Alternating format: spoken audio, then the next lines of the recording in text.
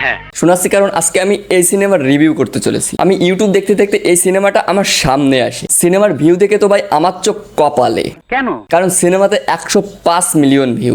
বলেন কি? জি আপা ঠিকই বলি। তো আমি ভাবলাম সেকালের একটা সিনেমাতে এত ভিউ, তো সিনেমাটা আমার একবার দেখা দরকার। সত্যি কথা বলতে ভাই সিনেমাটা দেখে আমার এত ভালো লেগেছে যেটা বলে বোঝানো যাবে না। তাই আপনাদের সময়ের কথা চিন্তা করে সিনেমাটা অল্প সময়ের ভিতর আমি রিভিউ করতে চলে এলাম। তাহলে আর দেরি কিসের, চলেন শুরু করা যাক আজকের ভিডিও। হোয়াটসঅ্যাপ ভাই, দিস ইজ অনবান, welcome back to another video. Video title আর থাম্বনেল থেকে তো বুঝে গেছেন আজকে কি হতে চলছে। যে ঠিক হতে আজকে এই সিনেমাটাই রিভিউ করব। তো আজের পেছাল বাদ দিয়ে চলেন ভিডিও শুরু করি। মিউজিক।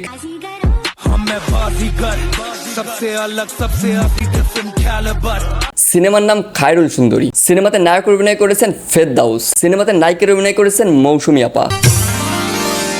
অনুমতি দিলেই বা সিনেমার কাহিনী বলি। অনুমতি দেওয়া হলো। সিনেমা শুরুতে দেখা যায় নায়ক আর তার দাদু মিলে যায় মেয়ে দেখতে, আর যাওয়ার সময় তার দাদু বলে দাদা পায়ে আমি শিকল ঠিকই পরামু। এরপর নায়ক বলে দাদা পাচ্ছি তো দেখা হলো না, আর ঘটকের কথায় তুমি পাগল হয়ে গেলা। এরপর চলে যায় মেয়ের বাড়িতে, আর মেয়ের বাড়িতে গিয়ে মেয়েকে দাদু বলে এইবার একটু হাঁটো তো বইন।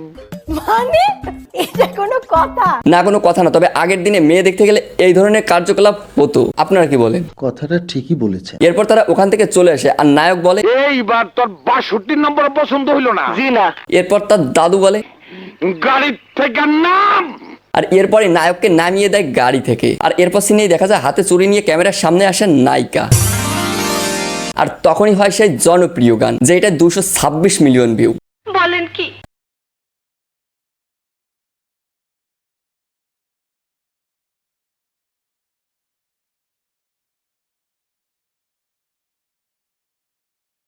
নদীর পাড়ে আর গিয়ে নায়িকাকে দেখে নায়িকাকে পছন্দ হয়ে যায়। আর তখনই শুরু হয় এই সিনেমার আরেকটি জনপ্রিয় গান, যে গানটি নিয়ে এখনো লোকে টিকটক বানায়। তুমি তো সুন্দরী কন্যা, সুন্দর তোমার হিয়া। এরপর নায়ক আর নায়িকা গানে গানে কথা বলে। এরপর রাতের বেলা নায়ক নায়িকার সাথে দেখা করতে চলে যায় নায়িকাদের বাড়ি, আর তখনই নায়িকার দাদি টের পেয়ে যায়। কি রে ওখানে কি করস? তখন নায়িকা বলে জানাইছিল। এরপর তার দাদি বলে তোর মতো বয়সে আমারও জানাইছিল। কি মোহব্বত! আহারে। এরপর নায়ক তার দাদুকে গিয়ে জানায়, দাদা আমি তোমার লেগা একটা লাল টুকটুকে বউ পেয়েছি। আর তার দাদু ঘটক পাঠায় নায়িকাদের বাড়ি। আর এরপরই তাদের বিয়ে হয়। আর এরপর দিন সকালবেলা নায়কের বন্ধু আসে নায়কদের বাড়ি। নায়িকাকে দেখে তার পছন্দ হয়ে যায়।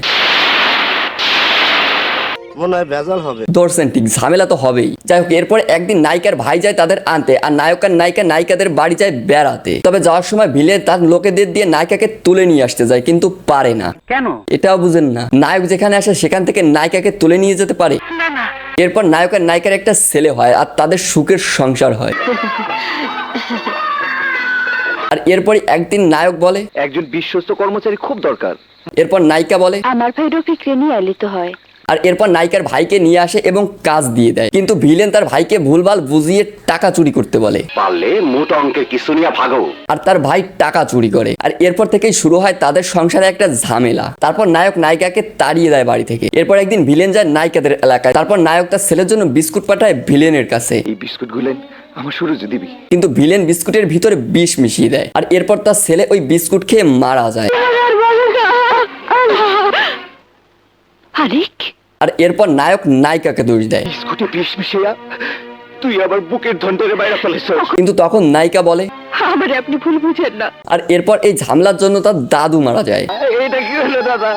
এরপর একদিন ভিলেন তাকে একটা খারাপ বুদ্ধি দেয়। আর এরপর ভিলেনের কথা মতো নায়িকাকে ভুলিয়ে বালিয়ে অভিনয় করে নিয়ে যায় নদীর ভিতর, আর গিয়ে বলে আমি বাইরে পালাবো খাইলো। আর এরপর নায়িকা ভয় পেয়ে যায় আর বলে আপনি আমারে বাপের বাড়ি পাঠায় দেন। কিন্তু নায়ক এটা শুনে না। আর এরপর নায়ক যখন নায়িকাকে মারতে যায় তখন সেখানে উপস্থিত হয় ভিলেন। এরপর ভিলেনের সাথে মারপিট হয়। ভিলেন এরপর নায়ককে যখন মারতে যায় তখন সামনে আসে নায়িকা। এরপর নায়িকা ভিলেনের ওই কোপ ঠেকাতে গিয়ে কোপ খেয়ে যায়। এরপর তখন নায়িকাকে নায়ক বলে স্বামী রে বাসেছস, অনেক অনেক বড় সবের কাম করছস। কিন্তু নায়ক কথা না শুনে নায়িকাকে মেরে নৌকা থেকে ফেলে দেয়। আর এরপর ওখানে ভিলেন আসে। ভিলেন এসে বলে এটা তো কি করবি ফসল, একটা ফুলের মতো নিষ্পাপ শক্তিশালী স্ত্রী তুই মাইরা ফেলেনি। আর এরপর নায়ক পাগল হয়ে যায়। আর এরপর দিন সকালবেলা নায়ককে ধরে নিয়ে যায় পুলিশ। আর সিনেমা এখানেই শেষ হয়ে যায়। সিনেমা যখন শেষ, আমি এর থেকে কি করব, আমিও আজকের মতো বিদায় নিতে চাচ্ছি। ভালো থাকবেন, সুস্থ থাকবেন, দেখা হবে অন্য কোনো ভিডিওতে।